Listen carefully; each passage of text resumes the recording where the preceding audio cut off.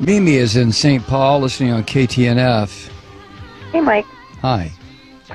Well, I'm confused. I want to talk about Israel. And so, can you even imagine any other country in the world allowing 530 rockets to fall before it took a step to defend itself? And then hearing the last segment, you guys were talking about not wanting to help fund the Iron Dome. The Iron Dome isn't just to protect Israelis. It's also so that they don't have to fire back and cause casualties in these areas of the Gaza Strip where the population is so densely populated. I just don't know. Tell me what you think would be an acceptable...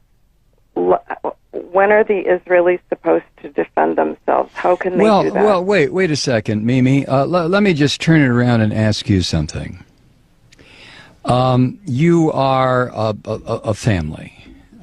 You have lived in St. Paul, Minnesota for your family and your antecedents for probably, let's say, 100 years. And all of a sudden, I show up on your doorstep, literally on your doorstep. And I say to you, Mimi, get out of this house. This is my house. Let me tell you why it's my house. It's my house because my religion says it's my house. Now get out.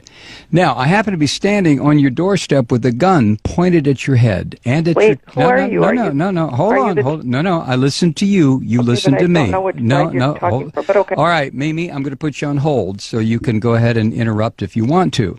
But I'm standing on your front porch and I order you and your family out of your house. And I tell you that it's my house, not your house. And the reason it's my house and my block and my neighborhood is because my religious belief says it's mine. And you sit there and you say, well, no. What are you talking about? We've been here 100 years. I'm sorry. Get out, Mimi. So you leave. And the reason you leave is because you know if you don't, I'm going to blow up your house and probably blow up your family. So you leave and you move down the street. And for the next 60 years, you sit there and you get very, very angry because I came into your house and told you to get out. So what you do, Mimi, you decide, well, I know what I'll do. I'm going to start throwing rocks at what used to be my house, and it'll break the windows. That'll make that damn Malloy move. So you start throwing rocks. And then I come outside and I say, Mimi, were you throwing rocks? And you look at me rather sheepishly, and that's when I level an RPG at you and your family and your house, and I pull the trigger, and all of a sudden, whoosh, you're all gone. Now, which is the terrorist? You tell me. But tell me on another phone call, Mimi, because I'm not going to get involved in a big discussion about this. Thank you.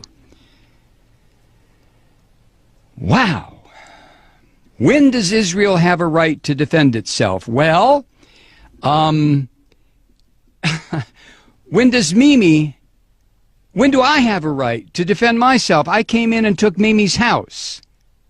So if Mimi attacks me, who's going to say, well, Malloy, you have a right to defend yourself because Mimi's attacking you? And somebody else will say, yeah, but you took Mimi's house. Yeah, but, you know, possession is 9/10 of the law. Nah, possession is 99.9% of the law. And besides, God gave me this land. What the hell is Mimi doing on it? All I had to do was come here and remind her, Mimi, get out. God gave this land to me. Now, if Mimi doesn't like that, she can go live in the little ghettoized area that I've set up for her near the Mississippi River in St. Paul, where there's bad electricity, bad water, the fish are no good to eat, and Mimi can stay there until hell freezes over. Or Mimi can throw rocks at my house, used to be her house, in which case I will level a couple of grenades at her. So the question, Mimi, is not, when do I have a right to defend myself? I stole your house. I stole your neighborhood. I stole your friend's house. I stole your friend's house. I stole the corner grocery store. I took it all. When do I have a right to defend myself? You have to be kidding. You have to be kidding. Let me recommend a book for you, Mimi. It was written by Rabbi Meir Kahana. The title is They Must Go. Read it and call me back.